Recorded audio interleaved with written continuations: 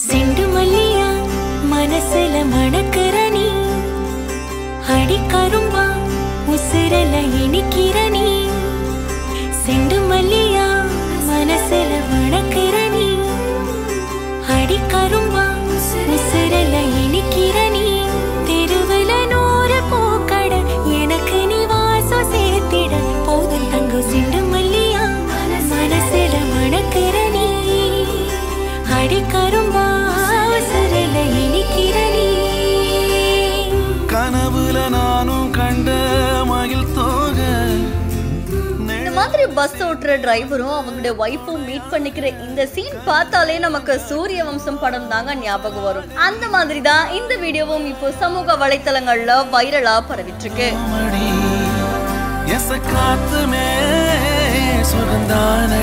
சவிதா அப்படின்றவங்க தன்னுடைய இன்ஸ்டாகிராம் பேஜ்ல வீடியோ ஒன்று பதிவு பண்ணியிருக்காங்க.